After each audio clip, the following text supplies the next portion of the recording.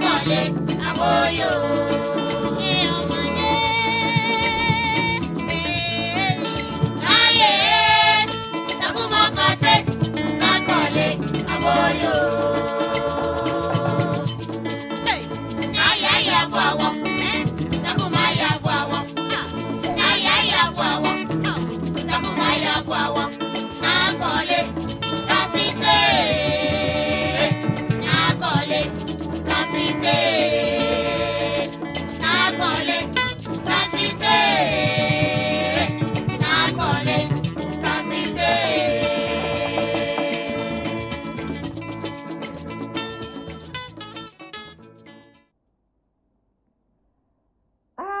anyemme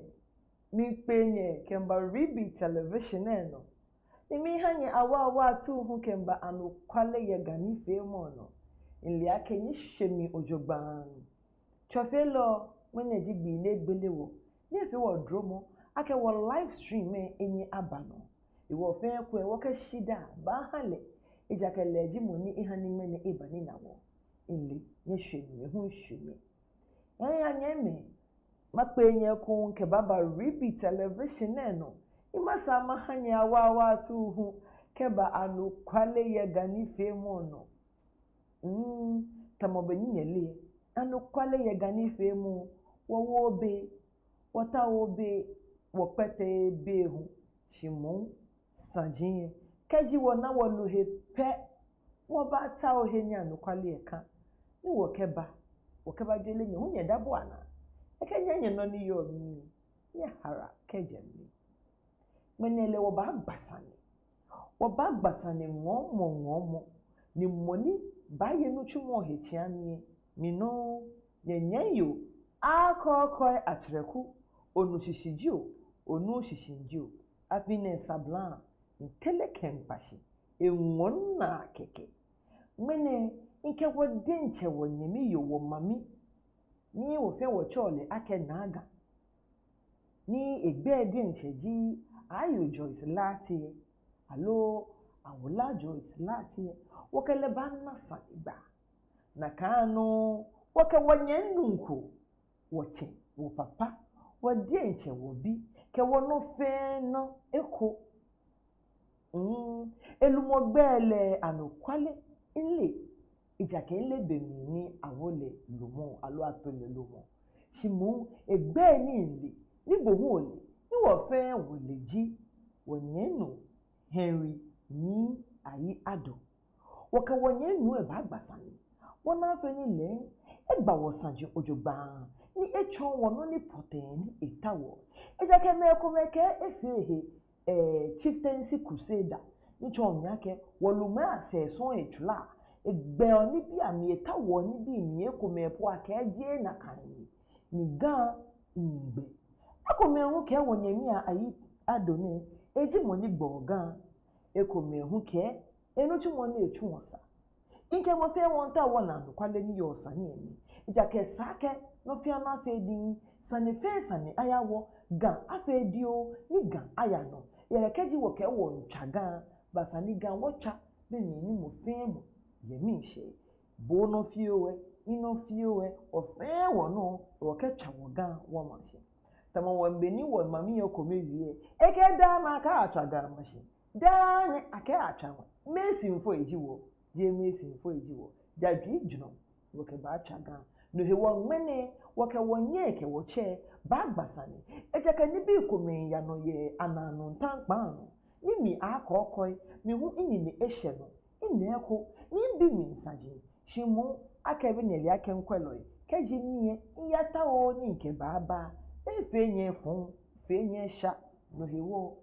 nkan ba nasani gba na bi nche ameke wo no ni ya no ejaka wonu ake wonyemi ayite ado eya rewie saje mboto ojuba gbe papa mi bo ba boto ona fe ni sanie hene kan woke foje ole kaya he kokra amado hishra maba kembape wonyemi niji ayi ado oke ba gbasani ni echonwo enagba oni poten ni tawo ye gande yake afine ake chieftaincy crusader ni ayi ado ni ba no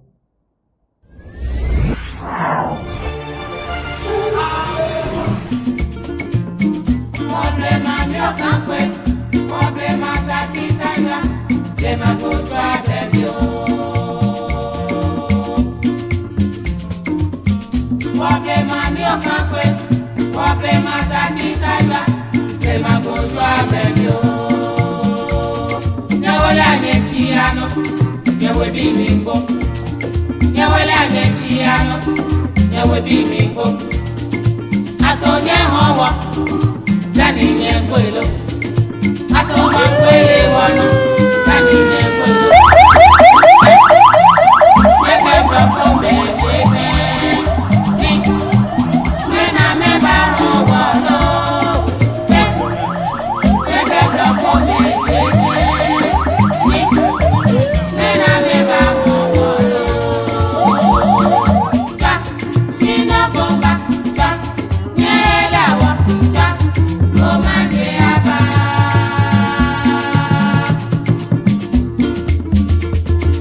Asonye hawa Dani nyekwelo Aso makweye wano Dani nyekwelo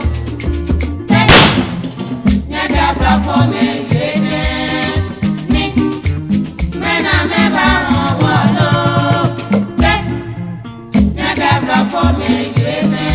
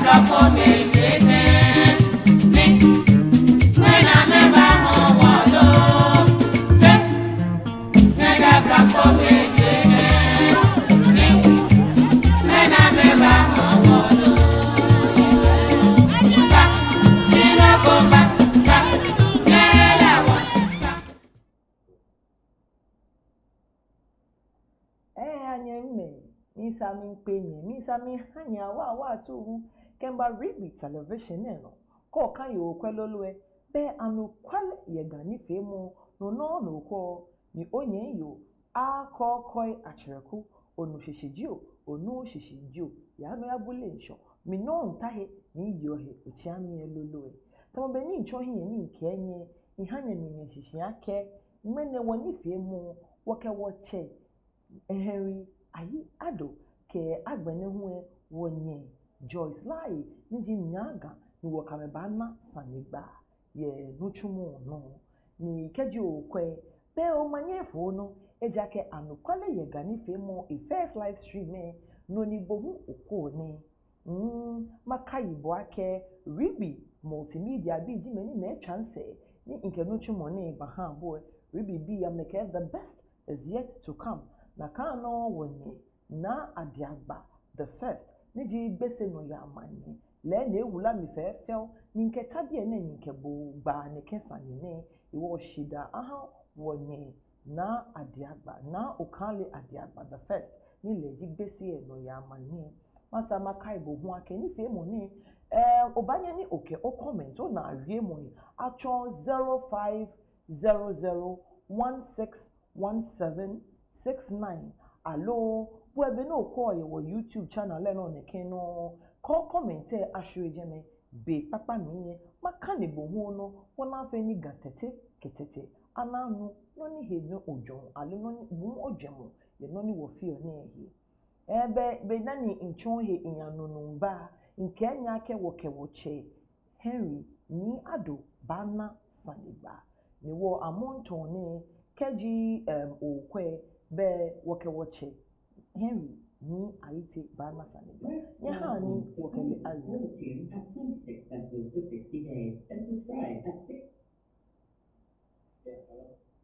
hello hello what inche mabode manye gbeke na shine manye bai ofa nete oyotin jomo kewalai wanda yehoashi mapebo keba anokwale ye gani femo no ye Reeby television no ni oyiwala hu ake ni woke bana sane gba opene akoke wo ba gbasane inche kenkle wo ba sumoni ojie oyishi echon wo ejake mepi ejemeni efiake amenu ogbe na ofana obaye ni o radio efio ahawo alo gbe na ke fo ofane we found the Henry ni ayi ado ofane yo gbe ayi kushi na fono na fela yi okay ya ke gbe ke ko school ya isa no no mo go ya so ayi kushi na fono na fela yi ni gbe ko bro ni ina eji abi enyo na eji the Asian eji abola nínú òkú bẹ́ẹ̀ náà kẹwò méjì jẹ́ èèyàn. Okay.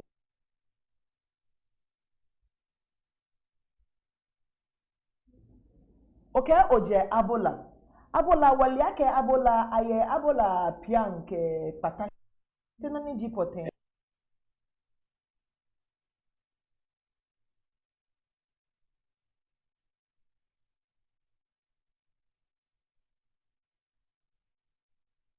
Asiku kwa man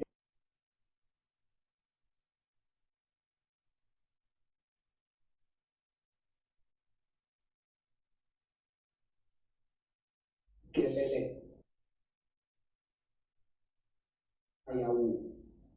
na lo noni profo ba ke jakin alo merchandise na achuni ni amebatoga na meke asana bi shina ne station na meke asana bi shina ye ameka mesha ye amegbejano tomi ni balake amena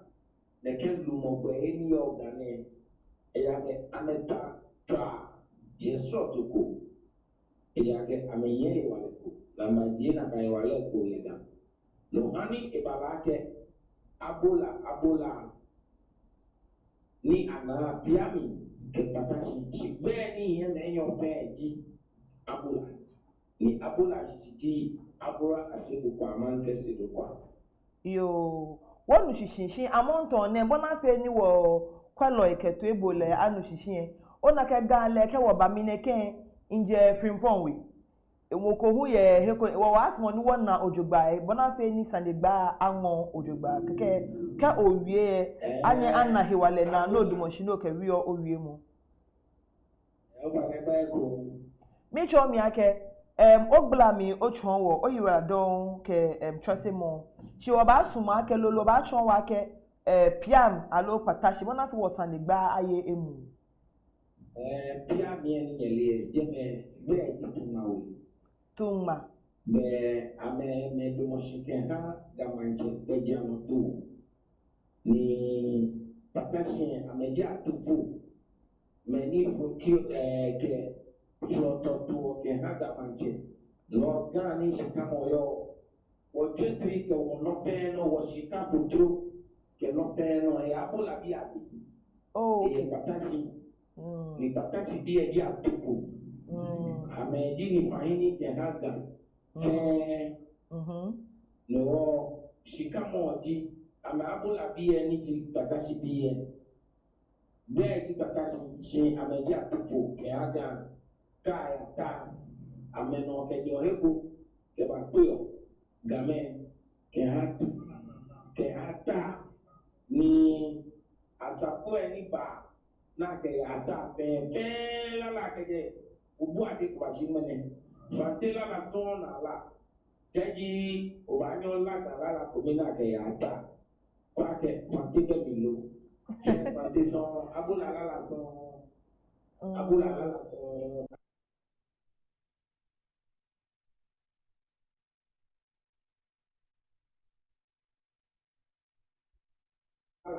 na ke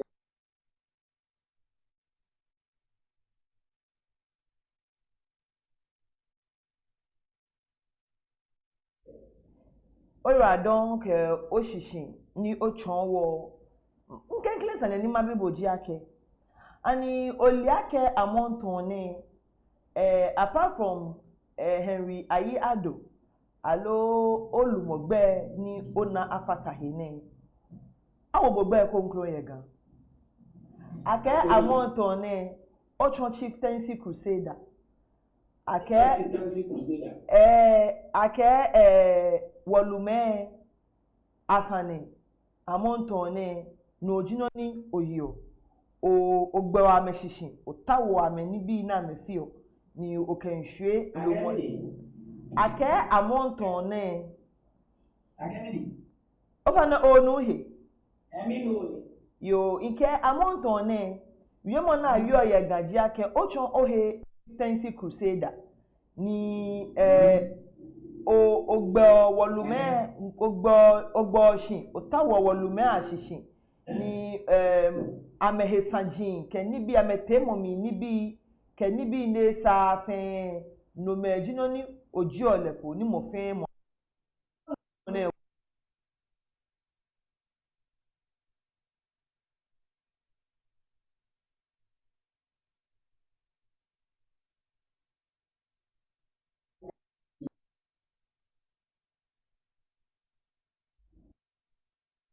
ani alo ngolo maloni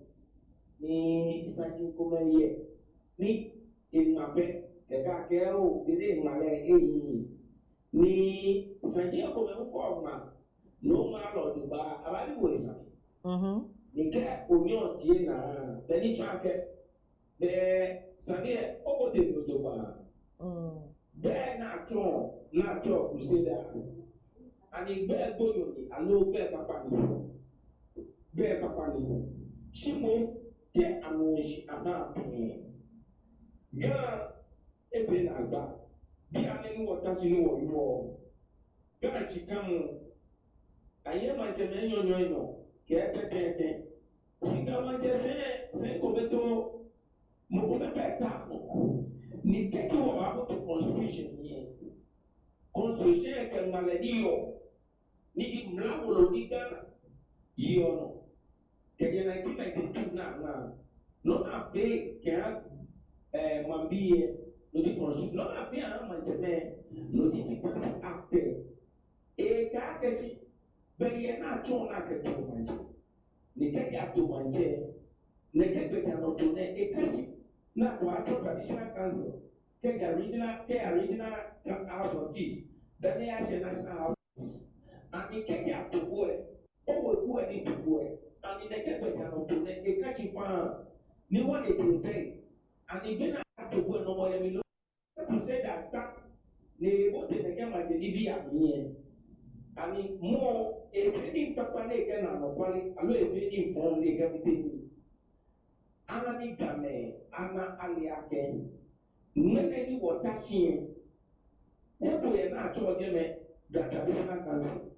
eko ye na acho geme regional house of chiefs ani many of the traditional council amenyo ameke regional house of chiefs bs na odubalo keki na kaisina mo be ni pake woye na ba woye amo woye jirano ye wonu moye limi ke akore amo anjole eyawo eda kekegi abaga agaye gamanje la kangamanje check is a million no regional house of chiefs. I have been looking at Lenon Sanenya represent Gan Echo Catch and National House of Chiefs. She called both in Yovana Moko Nisana Tole Yeka Begano to Papa or get Begano to Papa or Wanake Ega traditional Cassia regional house of chiefs. Mogoya regional, Nile national house of chiefs. Sika, Monio traditional council, a national house of chiefs. Media, Nineka Crusade and then Lendu to Moniaka Sani Pipier, and you put the Kenny B name, the pre name Dojuba. Could it be not that day? Nika na elie, no, qualie, native. Kemo ya yene ke biemo ke lemo ato kemo ke afate biemo cha ke biemo ni karachi ipeja biemo afate na ba jemo aun kanina itemeye bon so se mo pede ni pe wota tapate wo busun sate Anukwale wo pe kamo to ke wo ni biemo Anukwale Kenya ke crusade ajiboko and the crusader the do chumoni tunno she ameke ono le efe tamo okafon ohia ake oba hwe lumo ya hiashi ejake ka akwe ake da nani Henry ke video baba Henry ke audio baba eke Henry ni eke expose moko da nani ke moko ba gbasane record mo afoshin bona fe na eke hwe mu ohiashi dan bo ono okometo efetu mobe o crusade no fi yo negative say e fon son jino ni okeba ni oke wo lumaya he muji mabiake onu chumone nche mabiake no chumone no kon fon he no ake ofe aka gbra mi ake be bo no o kon fon he no ake ni bi ni ya no na eja no jino no ba ha ni game ana amele she mabiake ewo miniji before back what do you intend to achieve kenono ofio nani yo mi kekeju gan si kamo anokole iye ni edake kenke yin ba no nchie deni mi ni abato atopejano to aha gan akesi biamini wonyemi kewoche ni amugi egbesile go la kabia mi wote me come won ye pa koto simo when media houses ni won kini ni wole no ni ji mugogo ni ke mugogo mi ni ji gbejano to tapa ye ma je gbejano to ke go alo egbesi apo mo ni ba quest ni ato yala odupai ato gbejano to mo pata ni di yala che mo ata se bae ni ne yala nibi na ko afi yala gbejano to neke ni bi na fe na kapia ni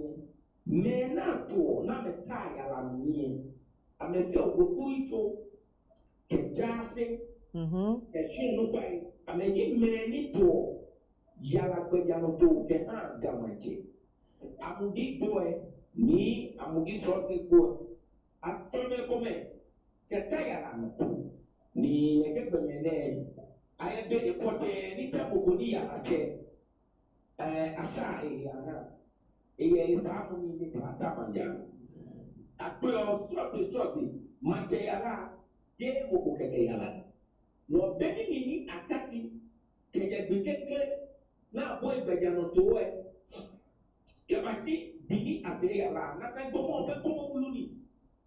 no ka be yala na pe na kan bomo esani be na ba je bomb na ba fu manje esani to manje boko ya mambiye no ani kene ke be yala to kashie na mo di moni taya na mo be yala na mo di yala che ni de ke bomo ne atole be yala to ojoban dani aha ni ika sina bio yala le bio yala che ita pe na ewo ke be na ke wo le ke di e fa ko ko ke de go mi ke ba lo apa mo ko na wo le tumi na le de ma je de aka le be aka ja se je no be ja no to e be de si kam yo ne no ko fu ma je isa no kama bia ma je wa do ma je no wo ene di kuku ni di kusun pena ni kasu no nabo amugi sofi ni wo wote bubube me ni hia na te na ko ame no ame bata omoni fumu ne ha ma je konklo no ene amashima wo kan ko ni bomu o ya ka wo no die no be ne ti ne to mo moni fumu je ne to mo je e to ko mo wudu ke ha na ka wo buwe le abola kunta le fi ono feno le baba dansu le ba makukonchi na ba gbe ala ke to man chepe e na me gbe no e foka ake bibie ne ke to mone e to to mo wulu e na ka ga sate kusun be jano to na le di chu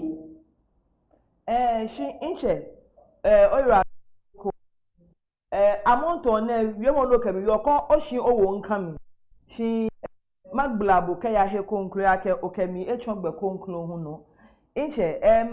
wo hie ananu ntan pa no no ni woni ne ya she o audio kono ni ye audio emiye wonu ake awi ake oke dani obagme gayi alo dani obagme osanjiaye baja ona ake manche yeli ni jiga manche yeli eha piambi ake piambi ano ni eshe ofane ani owie na kan wie mo dan anokwale ko kashi todo ake chame ko mekpe ni aju bejano to ni na ke fuanugi leke pe mene amekpe ni amenani aliake abola piami no eshe ni sani ayi kamaje wolo ye ni kashi ni di memorandum of understanding na be na ke shia ni eshe amenone ofana maybe a memorandum of understanding okay maybe a na kan memorandum of understanding 2004 ni amugibo 2004 2005 memorandum of understanding was done no abena kawoloe no wo kebashi mene no de wolo eke esani ni plemo ba ni mo plemo ken de woshishie sana ye na kan wolo e shiwo ani iye biyo oba yo tune ke no tumo ne o hami e ja ke pa mi wolo e iye ko no de ke nke me manja no san shani me ni yo na me ta ga anyi ani ame fa wolo e lo ani ame yo wolo e ame wo mi lo ofane me ko me pe ni e nile ke wa ya me ite na me pede no ake nya wo ya le ye ne ke gbeja no tuna toni ka ajo ofane wo gbeja no tuna na ka fi olo alo afi no konklo ofane ake toto ga alo ake pidega okay ofane yo what inche keji oke na kan be ma bibo ake wo fe wota gane ni wo na ake abula mpiam bi ne no amesha wo che kintakite ekochuru niji enyono ke wo amehia ni amehe amewo mi na amepene akele eji ofane amabinsa ni mata mapa 5 years na amehe amewo mi ewo keji oke obame omeni ake ameni ha mi ni meni me amenoni no ke amepene ame ngono ake kintakite ekochuru leji moni eye manche ejake amedenche po amena ko mona meke baba bebe ya mi na kan no na sani be no ngme sani ehe ya ke meni ma no ni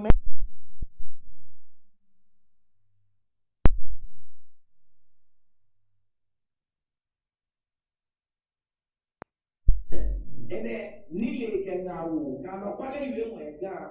esi tomo ti sia fe sia na to lumo ye mogo ye na to le wo ku ito le di mo ne fa mo e ha ne kwa aketi neke bomone leji wepuito ni le famu ina abola ye wepuite de ajomo kome Abraham ni okan nunu ajomo kome mo kapata kiobi niji alaji na ajomo kome wu aite osu neke beme tene Ona ayite osu amete meri ba domoti na ba famu ko na ba kaake neke bomone wokele ha ne eya yelumo eka wo ni neke kusu ne na be neke be metene na be ka be le ni ko no wo masumo Ovane yo tio be neke metene amete meniji abola ofane ni obaje hye boje ncho ke wa ke abola mpia mi je na ajo ni afio magamanche nuchum obo wie ewo keji wo wie ke won wie bia na ebe ni fio abola pia mi ame yawo kurite enyo niji takio bli ke aito su me taki obli ofane ni tamale sanowi o okay taki obli ni tamale sanowi o dabi ame yawo kurito de ni tamale atole ajuma kununu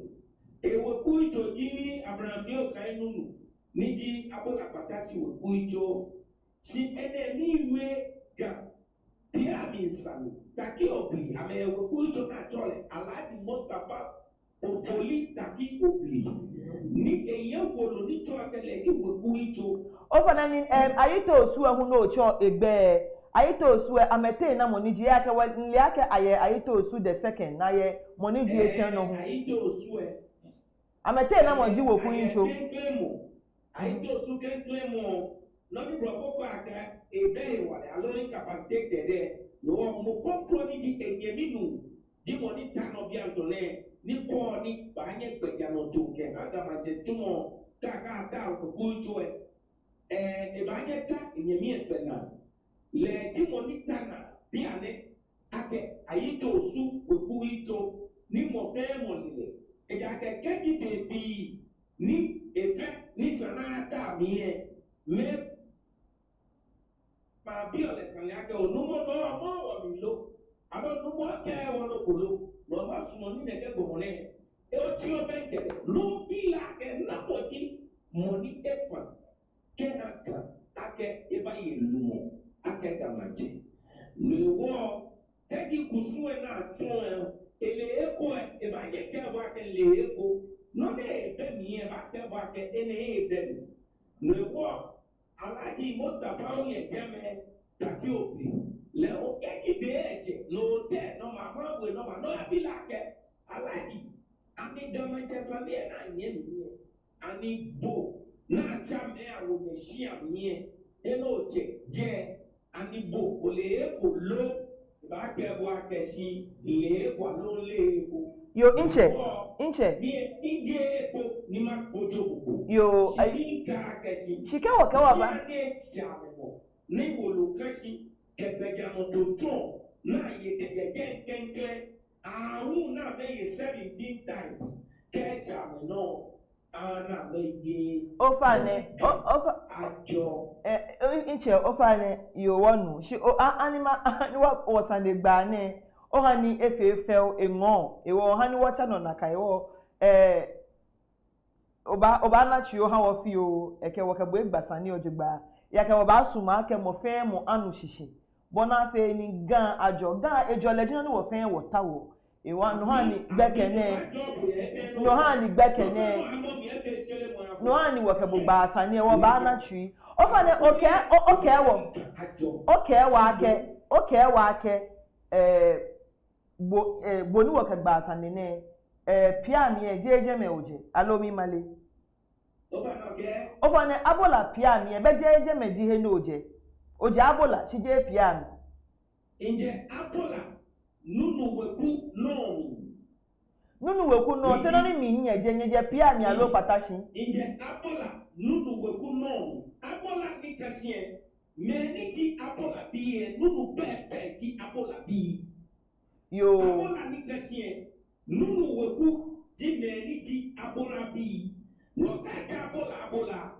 No me omoye piamie. I to my way. Yo wonu bo shishie. Jeme no le inubo Jeme no le inubo shishi. Me ta ona me blofo ke I'm leading. We won't take lead ye wo Sunday ba mi. Ya ka wo sumo ni be ni wo ba gba wo Sunday ten ba la ke Sunday e ato afa. Won gba neto e munyomlo. Eke mo fia mo to efe le fa. Me okay, ojabola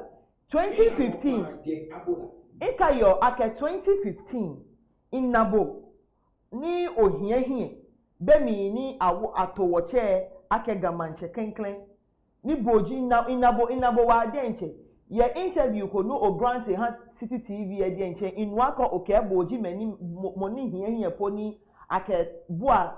shikana ni nchon ake bawa bona fe ni manche yeli enye eye emu ate aba kukufo wana ake efe tamo amonto ne be second coming ne obemi chimu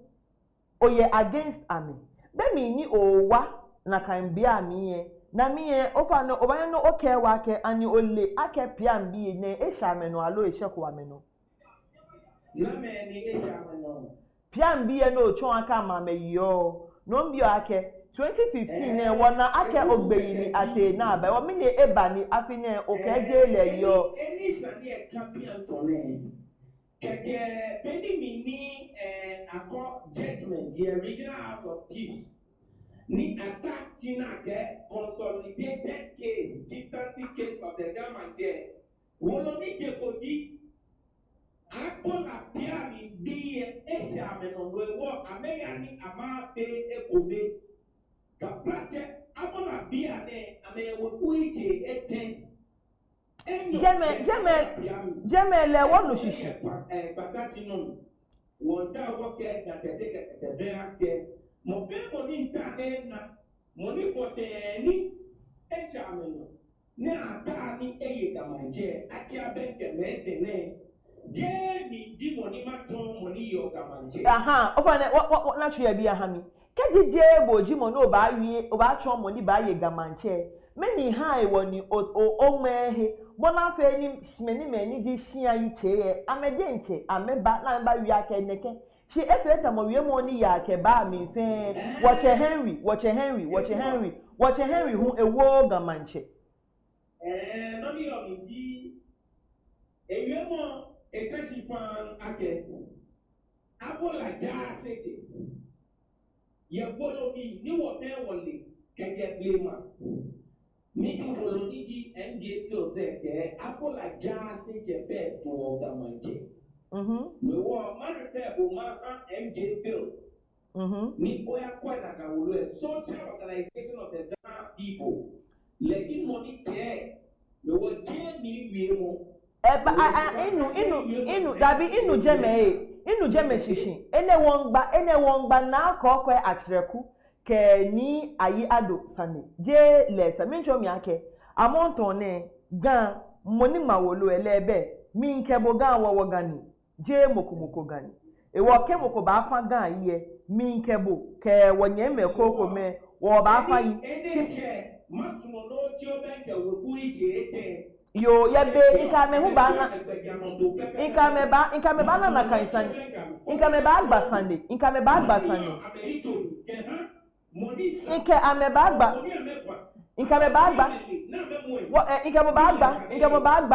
agba sanele wo ba agba shamonto nene ani nkebo agba ono ke nkebo gbeta be hi ame namba be nkame hu egba na kansani shi mabia ngani sani ni bi page yake 2015 no gbe na to watch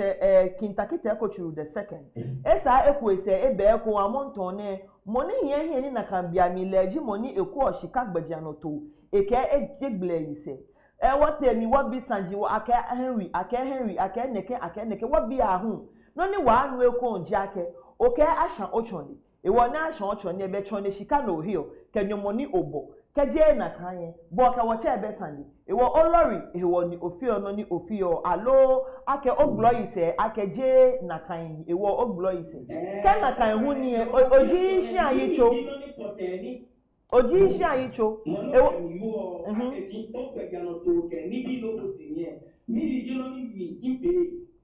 No ncho mi ake. Mi no ni sadini bi pepe no ncho no ni nke bake. Ake Ochfe Chieftaincy Crusader. No ni mi hu iha bo na kan opportunity ake mene bodie nche bla mo osanjami ejake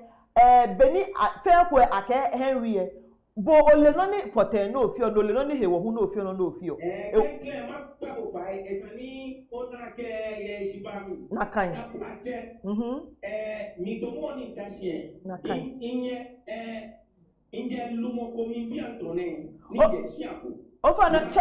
mpa fa wa no ha mi olumogbe o fa no ha mi olumogbe ni ma chabo ni okai awa alo Henry ni ga o fa dabi masumo no masumo lumogbe ni ma nyama chabo ojogban o fa na mi lumogbe ni ma chabo ojogban e ya ke lumo le ko be mi bibi o gbe ni sabo enu asani nke chebo yo iwo lumogbe o ke no jimini be anima trombo ko ni to pa ko ba nyo chelo ko no cha no mo ke me e ya ke ko je Henry e mo pe mo ni chimo na to bi mo pe ni mba pa no pe ne ke lu mo pe no di no ni sani o ke am e ya ko pe mo ni botu e ele ake achima chi Henry ko ke yo no ba ne nte bi ana e ni o kai awa ni ji enyo ni o kai awa Royal School family jasete okay Abola Royal mini Abola Royal School family jasete oh okay Abola Royal School jasete that's all over ke ha Abola Royal School le pe alo Abola nunu we kuji abora bi ni be abora ni menye je no to abola okay inje nunu we ku mi poten ni la no pa je ni no ga abola royal ga wono abora ni nyenye che le to abola no ne abora bi na me ba che ga no di ga abola Royal School jasete yo inche amabibo ene keji aye gan ni eshe weku aloshin akono ni saake ameke gan feche aba ni anani amena eko ni ameke ba gan fe jaseche ebe hegbe ni etawo manche ekoye shian ko ni ofa na mako fa ni olowa onye ni yo jeme fi o akewo lọ́wọ́ èsì tí ó wọ̀ yìí wọ́n lọ́wọ́ ní kẹ́ akẹ́sí abọ́làjá ṣètè hello wọ́n lọ́wọ́ ní kẹ́ abọ́làjá ṣètè bẹ́ẹ̀ tó ọ̀gàmàjẹ́ ẹ̀yẹ wọ́lọ́mì. eke lepe ni ètò ọ̀gàmàjẹ́. No kama hamu nesa miwe le no kama mugeza okay wolo eke Abola ja seche pe ni yogbe ake eto ogamanche nje protect Abola ja seche pe abega paramo stuja se ejeme agbe no ko ejeme ege Abola ja seche mo ya no akwemi ko gbe na lo ba ni samie ni ko kaba jole mi eke ga Abola ja seche ewa be miniji ga Paramount School ja seche enuchu momo okay ga Paramount School ja seche miniji enuchu mo eja ke ga sen be Paramount School ni ya ko wo lo emi ko ni wo lo e ara bo lo ni o ba de geba ke gbe ja lo to ni kati ke je bi ma ko ni wa ka no ko ni wa kwa kati ani ga ba jo lo ke je jeme alo mo kontrol e ko pro baba na ka ba chake wo ga ko ni wana le ti jabi ne ke no yo ewo ofane bo olumoto we from ame ga Abola ja seche amametobo alo shi anupa amametobo mi shi anupa ni Abraham ni o kan mu ke wo ku ije ni te Abola ameji neni ametobi pena oh yo ya no ni channel no inche ni se ne okete baba o enele bodi nche okeba okeba hwe social media platform kono ni ye video eke audios ni chilano ni wo pen wo bo ekoto ye wona ake okegbei komenche wo cheni sempe ni ji ni otinto agbene hu ebo no ake okeniga okele na mabibo ake kebo de nche okwe ofilo ake gafe ye against bo mo fia mo kebo na oke mo fia mo hu ena ye shiba mi ye mi twi mi ye inde ye lo ena ye mi twi mi inde ye lo ni no mi yo mi ni ona e wo no kwa ake nke bobo na ko ye ga shimo pe mo ni la ake e ke mi shra ye pe papa no pe papa ni na le ni mo ni ke mi shra ke to be bonu no le sumo e be bonu e ja ke to be ti no jo ne amedi me ko me ni ta prate mo ko me ke mi shra ye pe papa no mo ko me on ke mi shra ye ko jo ba no ke mo ko ke be ojo ba be ni tra ke ni ke bo ko bo na mo we wo no ni ya minji de PM la kojo mo ke peji moni yo dase ye santiami ne ha no ni kwake abua no wo isini nda nke boko bebe ga kemi na be mo abore nyelo pawo botu le pawo ni ameliake mi ko beto nyelo pawo mo ke di nyelo le ga ajo chikaye nakai ne kati be ne kati akeye enyole pawo entule pawo lebe nyumba mwejo mi yele kanbelo chimita makake mo fe mo ni kamisha ni wa tumla ko to moye na buaka ni na yusanie abe wolo ye ni na ka wolo e do mo lo ni brokoto le statement e do mo lo ni lodi e wale no ni broko pa ka tanka ni no gabo ko chako ko ne gete ka ba to man so ko o wa ji o so wale agbene nwe manso me ka tia wo pe yo wacho manso mwene wacho manso mwene wacho manso mwene wacho manso wonu hu ake oke woche ni di kintakite kochu ndi de sekene boji moni okele baga boji moni okele ba me hu wi ake da bi bodi enche achebo na akebo ba womi olehe ko obani achosebu ye nutumon bo ahabo chosebo ye nutumon na atwomi nimbo ni oke oje bo owa ewote obale ten ni bo wi ake bo keleba me hu ke boji moni ojaga inche Henry Ayite Ado ni mabibo mwene ake ohi owomi ake ga ojaga noni yo minji ye gama chasa de biantone wo kuite ye kadimi mo ke mi mi baga ebole mo le ni enti mo dinu si mo pe mo di le ake mi iye mi eko alombe mi eko alombe mi na imbe mi na be le mi shipe mi ha ga we kuite ake benani katie amedi neni ba to yo ameni nakai jino ni wo ba ke bu ake amonton ne ni le benani ne to we kuite ten asiame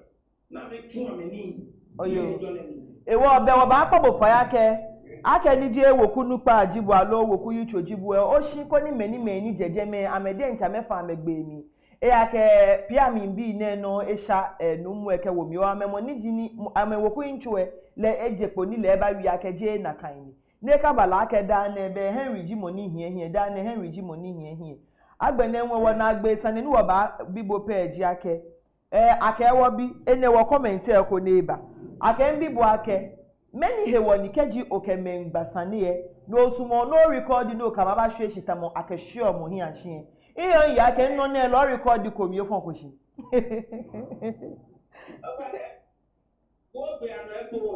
Ike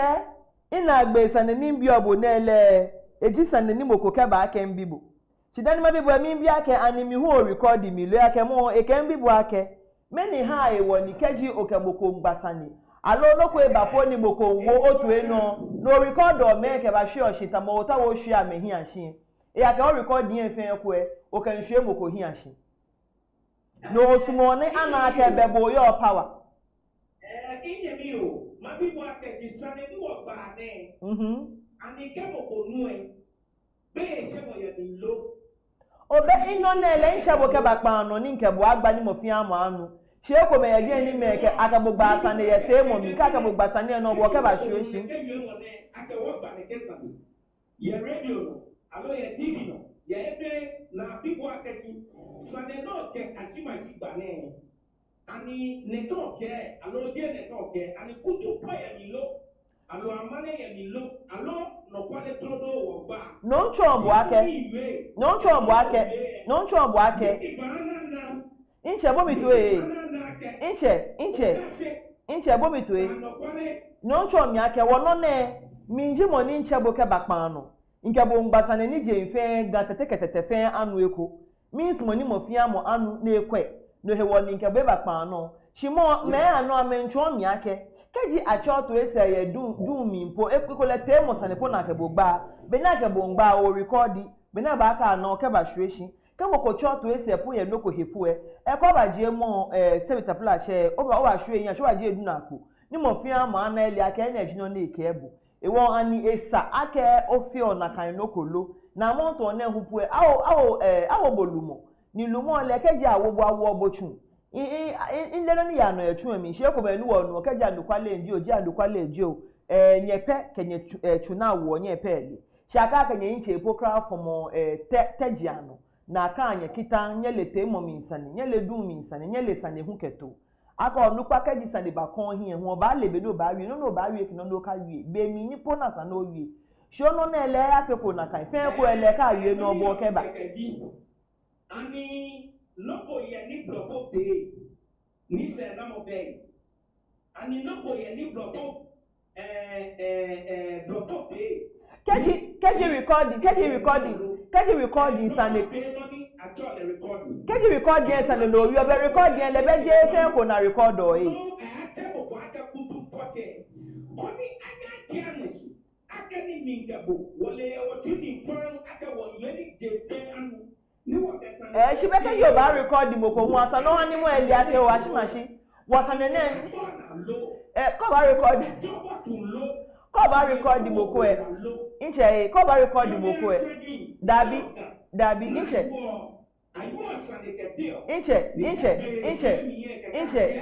open na tree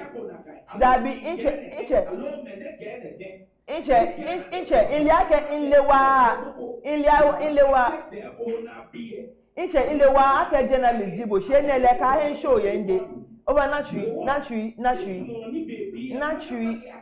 na tree inchado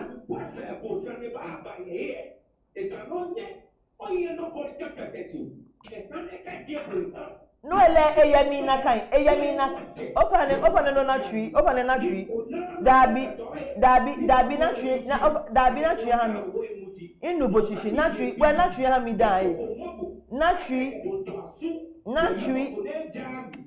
open na tree ha mi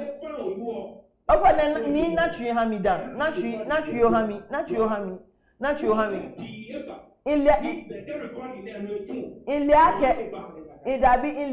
iliake ni na ejibo iliake journalist jibo nlebojo gba she ne mapa bo fa yake ene anukwale ye gani femo aka okwe achireku mi iyo hiochia mi ewe ne show ni onu oshishi olewo nu chumo hu ojogba ewo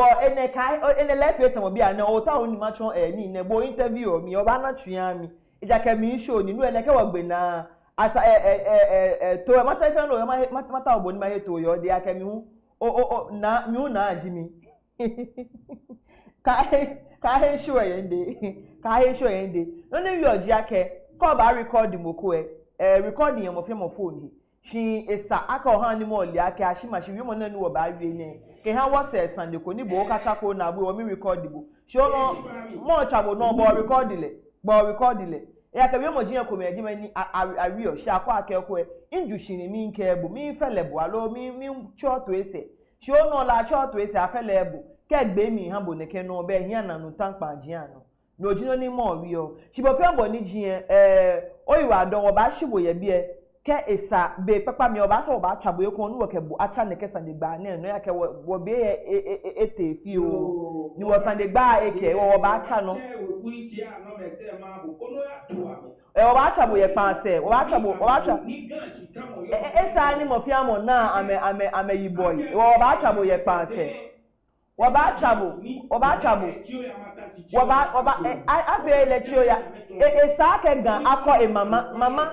gan sa mo no wo sa iwo oba twabo ye pan e pan se oba twabo ye pan oyiradon wonder watch Henry ayi ado shi aken na kanjibe ni wo fen wolele wo san wolele le woni chole na kan mo na fe ni wo fen wo yo se mo ni wo kele egbasa ni ye keji o kan yo ko ebe anokwale ye gani fe mo no ni ko ni ochiami ni jimi akọ achireku mi no ni tahe mi kan mi ye ochiami elolo wo ke wo che egbasa ni sani ele ko san jino ni wo ba bi le shi benyele be ebe ni ebale yi wo nyin wo glass echo ni eji lepe huni o je lepe eji moni wo kele ba na sandigba agbene wake wonye naga ba na sandigba shimonda ni wo ba atwa wo sinye nye ha ni ma ya ni ma anu lokofi o na blofo ke coffee shaka ni fe ganwe mi no nke kponu ni nke wo mi ani nke lokofi a chon semi emi nkomo mi kemba wake naga ba yi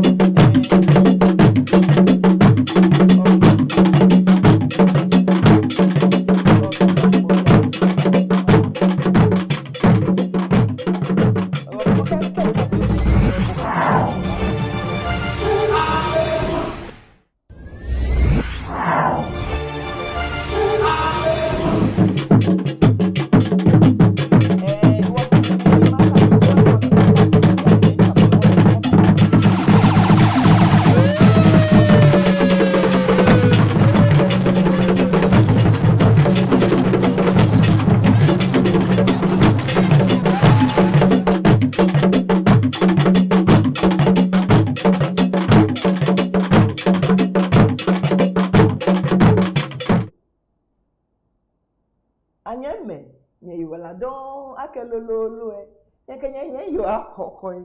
nyekemi ye bi elo hey munyele wo gbasa hey munyele wo nu ni bi shimon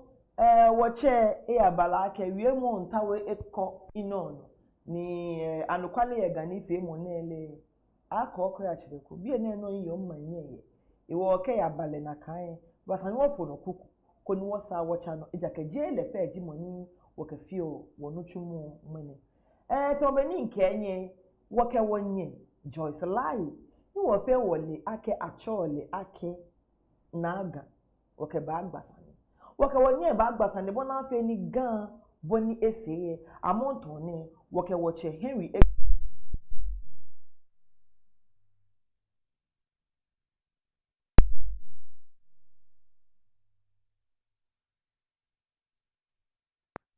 Egbasani inu tape jinkome ni inle noni jini ewie nke na agaba awie amonto ne no chidani nke na agaba awie nya wo bo awie moko ni wo ni ne hye no ni wo ni awie dani nke la awie ni ha wo bo ato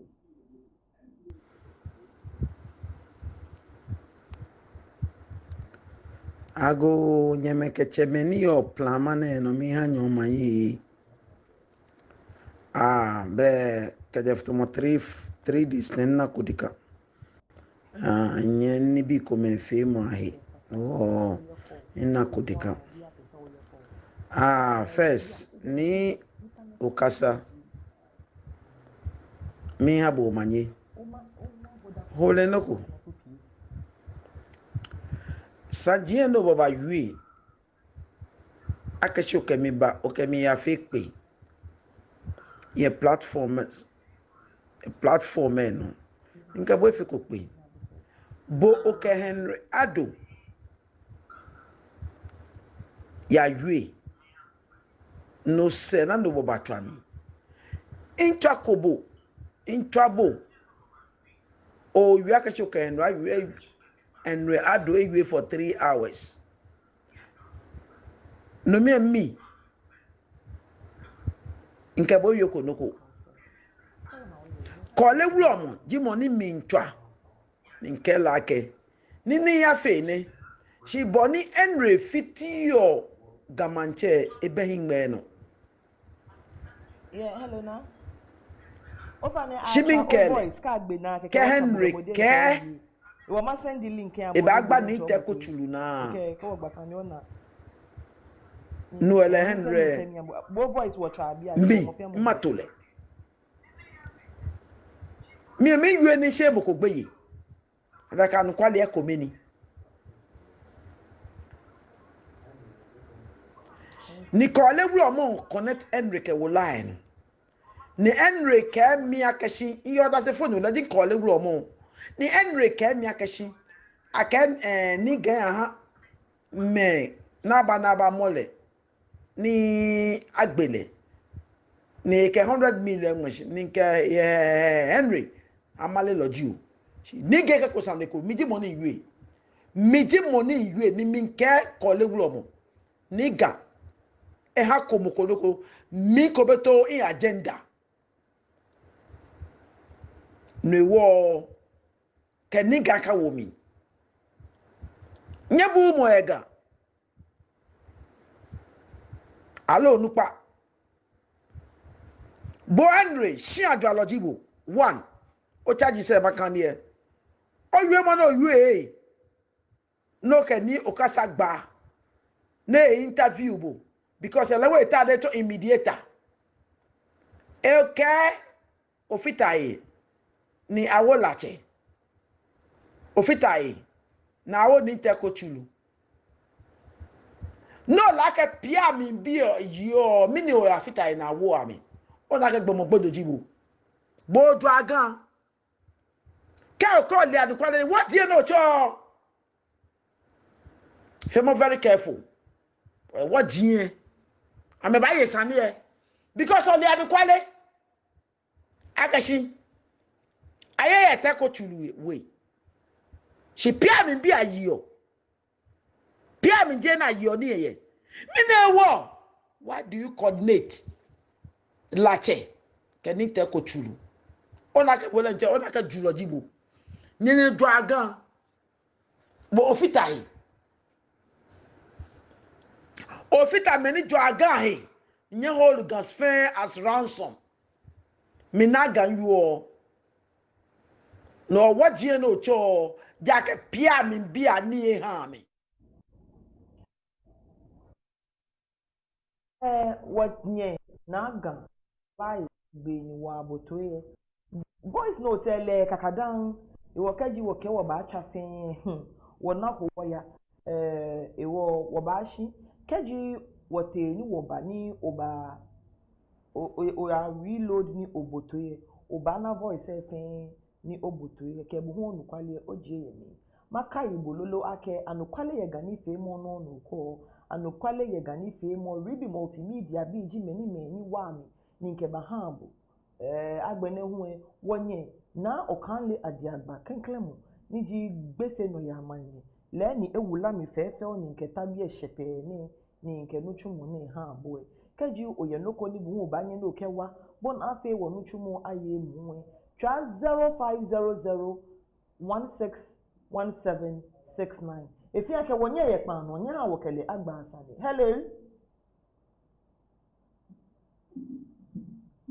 hello hello na ofa na onu he ofa na kenklen body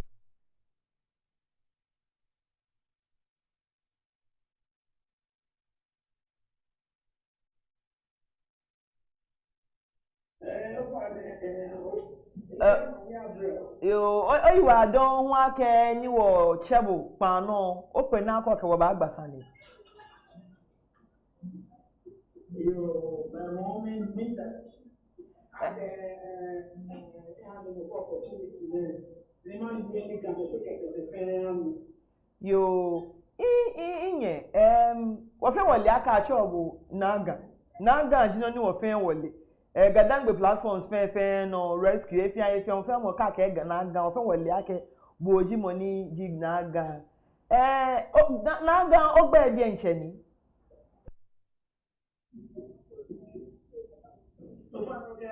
ofane naga ogba bi encheji naga ejake naga gba ele efi aye ko ke rescue naga ngbe naga ogba yin ni negbo na naga hu keje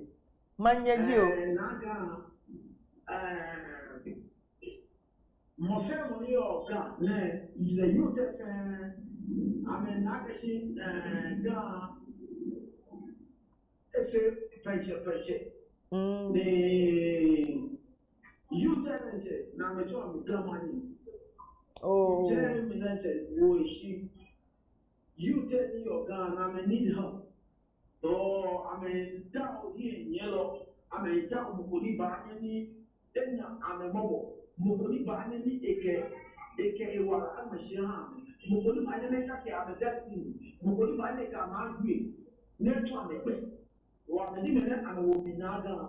And she made my name, you what of your ten or him, I mean, here. No, be my name. Oh, what were your platforms? Where platforms be near in your beauty, most of the time in your gun. If you are like 6 months, sometimes they are 6 months, sometimes in your share. Oh, okay. And where to check na wabo o tape kotwe. O tape koni ofe o fi ake sane koni numo kasa wie le awon na iwo obagbla mi nke ni bi ni wo hu wa na eko niji anukwale ye gani fe mo no wo wata wo be shi mo wo ka wo nusane pe wo ya mi wo gbelo mi e ka anukwale ni yo mi ye wo ka ba situation numo okasa ye na kan wonu tape ji ko ele fe ka bi mo ko na ewie le awon na no ba hale na ji mo ke ni bi ni wie sanji e ko me mi ni amehin e chi fi o ewo wo na boto e shi wo ka ba na sanegba nsane ni mi ta ni ke ba ba ngene pe ji ake ole okasa sani tafake Entashi Echwan, they gave me a Henry Egbasami, some 2 to 3 hours. neo amania fio ni yo ni kelekwi no ikele akeshi nini iya fele she no se ni npa kole ro ni ke kole ro ma be e kwa e shi na fa ni Henry e awe agency gamanche no Henry ni ta oni 100 million I'm a school attend the government any your idea for the money about John. Because now the video, we have a small gamma here at Joami. Because the job expensive. Nakai. The most gamma friend for you, No allow no quality. Na ole o wie mo mi no te no okeba foshin inu aka o wi ake wo che Henry jagan jagan o ba no ojajo he fi ami o ba no ojajo he fi o wo che jagan many high wo ke jagan and they are doing nakan le mi no ke le jagan yes and rather gani ejoaji le le di money e ho la che fita ina ho la che ni le na ke le ni na ke wo ni je ko tu akone le ko ba tu no e ke ake bia mi ni ha be ni ke ta ke ko tu ni le ko ba tu no ni kita go to yele no. No, what type of person are you? But I think be no. Maybe you want no they are near is like a man. Maybe you want no near officer na what is that? Nchom yake chabie selfish interest. A selfish interest. No didn't let mi be ato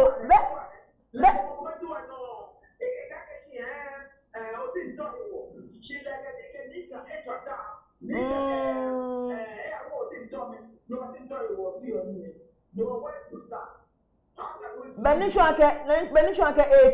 chabie yes na kani mo ne ko tin to mai wo o tin tare wo de ke ni to the one that needs to do come for the toilet for the toilet ni na no mana ni gaba no one that need what to do okay o tin to mani the video okay what the man say Henry Kebo dey nche Henry Kebo na kan ni mo small boy dey o be ye ba to o da no go man like this man ba just them in fact wake lehu enasa le gba ni lehu etun mi ake mbile ake wonu ake eke ka shibeni ake pia mi bi ami ba ha me ha ni lehu enme sani ehi ewo wo bi la ake pia mi bi na mesha no mu ameke wo ewo na ameke amesha la me wo me na me ko mo ya ke me no ha amede ncha me pene ameke no mu aye ya ka me be moko wo bi la ake wonu ake eke ka shi bemli ni ake mancheyeli e ba ha pia mi bi ye enme nsanihi ewo many he won ewi ona kan keji meni ji pia mi bi ni leke e sha me no amehu ameke amesha woche kintakite ko tru ni die nyono ke wo amehia mi na agbene nwa meke mancheyeli e hanle ewo be na meni epeli ohe han ya ke me ni ke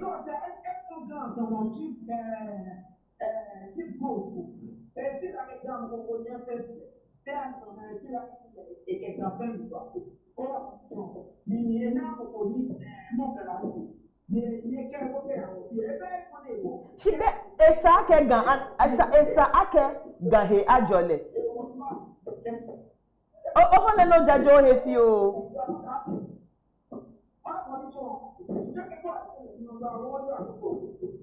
Ofa no jajo he fi o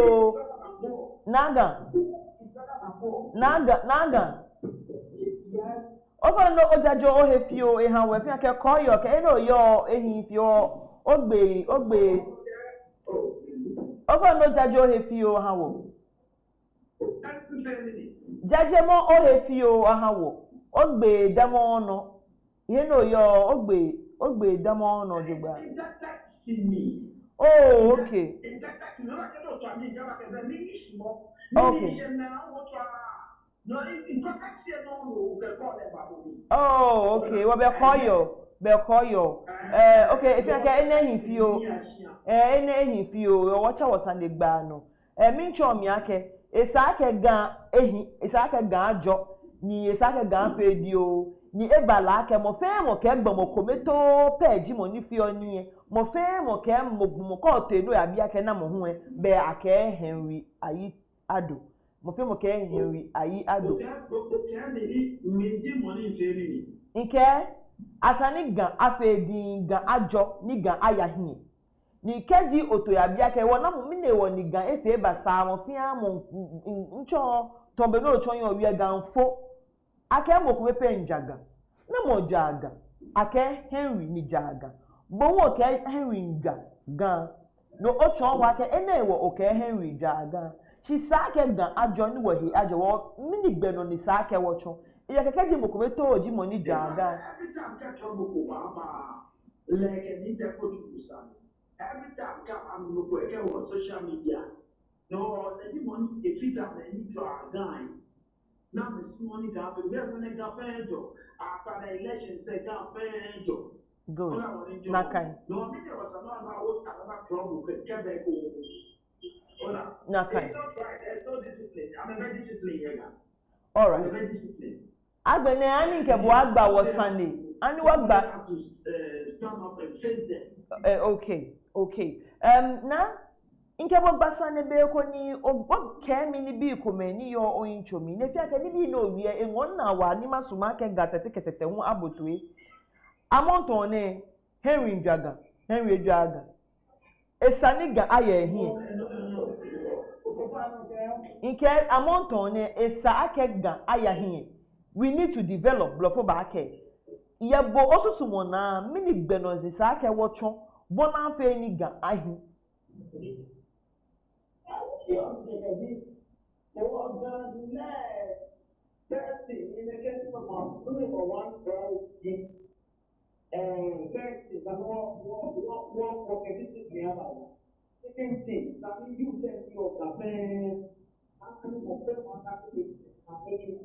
I'm not going to show me that you got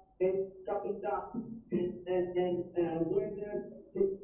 no, that's a different thing. It got it. Go on that. Shikaya ke foreign ka ko to kumi. Na ba ko kilo na ba na mo to go de ba de ba pe to. Shikaya ba ita no. So at least every month there move to me medicine ni parents 12 million, 13 million, 15 million or like a phone that day. You say, I don't want to make it. No, man, what progress like it. The phone is shared to the woman. When I want to no, first thing, the new discipline. You know, I take a big education is the key of life. So, I don't know what life is. Some putting that kind of difficult is something again like a couple of years. I make the library. No, library. Some job I'm living a library. I'm a crop. You know, mechanic. Only watching next generation to do. Nakai. Exactly. Nakai. Inye. Yemo no wiele nakai no ni eshe ni nakai jigbe ni sa akega achono. She onake nekere mo ne mabibo because mo family akekeji ake naga ke fambi ikome ni fato he nyefe tamo team koni nye fan manche ni ji wo che Kentucky Teko to the second Gamanche. BP unwe ya balake many fan no way me pi ake gemon ke bake no mo ni yate ohyem ni ha na ebala ake nye blow ba ke blow things out of proportion keji no ko ba nyete eyi famo keke nya ha ni gemo ke ni bi ba ake manche de nche ni ewonye amahia ke nye gemi na ka yemo na awi ohun anukwale nilo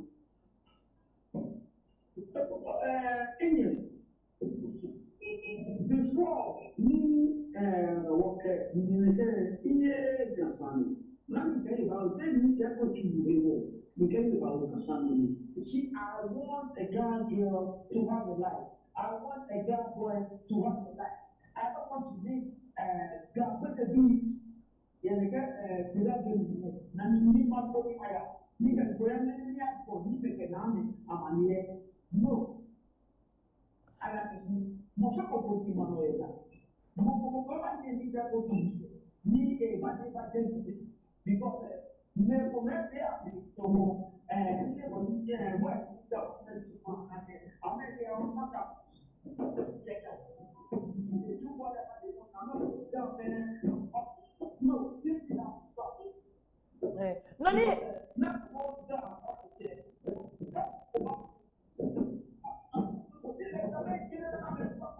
okay nani ewo ni bibo na kansania is because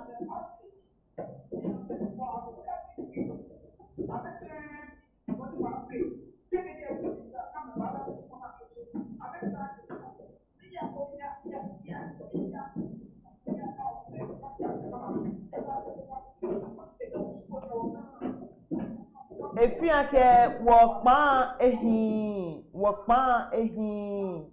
wokpa ehin ewo wonu no ni wonye ke wogba ojogban wo ba sa wo kele ba bakpan no ekon meno chikeji wo hesin wo tashi ake wo ba fe wonu chumone maka ibo aka Reeby television no yo anukwale ye gani fe mo no ko ni wonye yo akoko achireku mi no ne mi tashi ni yo nu chumone he ochiani Reeby Multimedia biji meni amefi amemi how ni amegwa mi ni ke program na eba hambo na kano wonye na okale adiagba the first gbese no ya manye len ifatan he ye no ifatan he wa ye nche ko kwa beni sugar nwula ni ke tabia ni he fe fo ne de wonye na okale adiagba ni na nuchumo no ni keji oyewa mokono banye no kewa wo boncha 0500161769 alocha akoko achireku ye 055055704138 wakababa na sanigba na Reeby Multimedia bi ekeji ofe yala ofe wedding ofe party no ota ona bakava habo interview no ota wo no fe alo ota okono rent cameras kani bi ni bodi ncho ka atwo no twumo ani ole information mo ole acting alo ota wo no kase editing script writing be try boy ni nche no 0500161769 ni amekebobana sanida sani enwo shefa be fa ni wonye ni wogba ke ahyehyon amonto ne hu edun ewowo aklowa bi nchewo wosa ke woni bi fe kamoshi ni sa ke wokota wo sa ni wote chi shi imme enli ake wo comment pi baba ko eni maka ne mahani shi ekobepe ni bani no ojino ni bi wo che Henry keji oye comments ko ni still ota ona kan ya bu ka ware kra na afine na egbe mi ha ho be da ne maka ne mahabo we send ni mo kekeke ba yibo eni nche no alo ya wo Facebook page Reeby Multimedia ya Facebook alo Reeby Multimedia ya YouTube no oya like subscribe and share ko gbe na hu ko comment e awojeme keji inishi ni tashine ke so ni ba na hu maka ne mahabo na kan no wo latest kra ni wo keba ni wo legbe akega dangbe voice gagbe gafe gbe no hu da ju wo keba hambo wo keba ba 7:30 on the dot ni wo kebo abagbasale energy eluma asale je manche masane je ekomi etimi shimongabe anyame wona keche wo wie motetepo ahe wodi aka atwon wo wie mo hu don ye sukuu wota ga koje abrochi no ba no yishipe no kwa airport anwa akwaba agbo akagbo yi be majen no nyiko obu kote shino na moko ona blofo nyi ka akwaba ona loke etisen ni wo ye gan game wo ba ta shi na ba ye woyo ami awose ata wo gbe anu apene wo no ba popo wo hi akoko ya treku nte sambe ko afi nyenye gbe ye he na akeho he na chimono ye nya blankeba nkeba achola akega dangbe voice ni dajuwe mawo sen matashi ni wo ba hisane e wo joni ba ne kan hani ehohi 7:30 pe nta jarani chofelo efe wo dromo ni afi ne wo live streaming ni ebanu wo ka shida ba hale leji oti keji o na mi ekunwe juwe be gadangbe voice no chumo no na mi so hu be anokwale yegani femo ni fe nyenyeyo akoko ya chireku mi no ni iyo ehe ochiami tonyeli aka mie keji ebaleneke ni wo na wochu anokwale yeganu chumo nteshi nshinye kra ni nke ekuba nene no nga wo ni nke ba ha woni mi ni tashi acho mi na akoko akoko achireku elentele nke mkpashi koto mi ponto shimu iche ni fomi iseje asne ni asne nje frimpong we no mi tututu ni danso ne na hekwete inana shushu ujini iwo gan ka ke gan nje mi wa jenje gani kashi nke bo fe wono ni bokokra be ye ba nyenye ke wo gan ni wodi na ka hefe ye wode nete ba fe jenje no ne ba hye wo pe jiga mi nke bo wo ba fa gan ni mie no nke bo e wo no wo ba kwa ni gaba ya no ekomi etimi echochemi ejemi eplani ewienye eke wo share heko demi ni wo tashi ni wo mpele ni ahe ni wo wieno ni se na mo behe ni wo nkomo wo he wo nji wo he wo nja wo he wo nhwe wo he ahye be meni me wo cho amegboye ametashi ni lo na me fio ba menchi mo ni bi ba men yahi ba men harawo ni bi ba men sawona eja ka men na ake wo be no kochumo wo he ndoko no he wo ke be ba me ba chi mi ni wo be ni wo komo wo he me ni yo fel keji onyami etim onyami ekobo onyami ejebopo e chele no kele anasa de gba ya chumi agbene lumoin de keneke ewawo ani lumoin ba ka shina mebe ni mene me na keneke ka agbe na keke wo mambi wo mbie na mo ba che wo na ngoye ke wo ba ya lele mo fe mo ke wo che Henry jimo ni dwaga wo kele egbasan esani ele wo kele egba wo gboko na wo nyen ma ke ebo ake ehalo eheko na ka no wo ke wonye na ga ya agbasan kun wona fe ni wonye wo halaka je shi he shita mo he ehi wo na wo kele agbasan ni no he wo sa wo kele abapa na ku shi mono ni penin call ni ja ke game ya wo pa abeye ya wo pa no ni se na mo behie amonto ni won sumoji wo sumoji awo gamanche ni egbe ijikin takite ekochu the second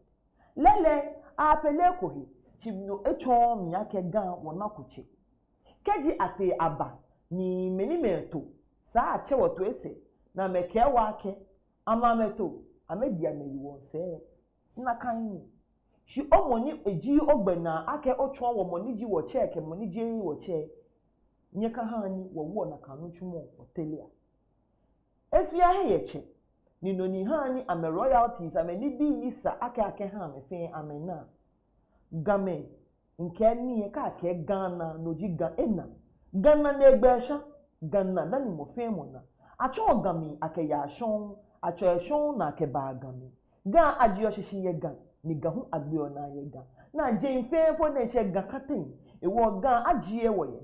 afi npo ahin wo woji gonti woji mu nye ha ni wo ni woji na na ni gonti hu ni woji o wo gonti no kada mo shi na na ya ka shi gonti na afikpo aba wo hwe wo hia hye wo de nche wo yoyo wo he ni wo bi hwia me hia hye nike kaji ga ya ahi ga afefew nna ni wo tawo ni wo ga aji bo ni wo simo ni wo ga afe be makai bo ake anu kwale pe ajino na asani wo ya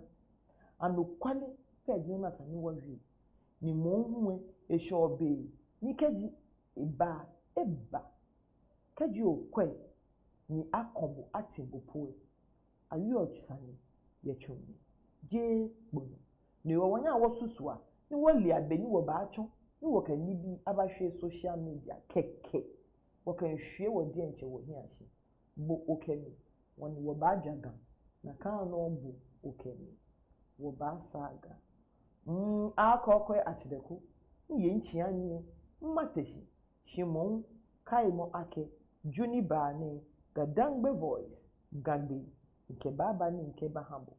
na kano so hu nke anokwale ye gani femo baba ni nke bahabo keji ota olokemi anawie mo alo bo no ko ye gami ni obasmo ni mo fe won anu gatetekete na dede na akokwe ofe wan na ko ni wonu be cha mi yibo ni nke fopa anu no achima benkebo ni bo hu nke buba na sanigba keke fio oncha woga kenfashi biyeshi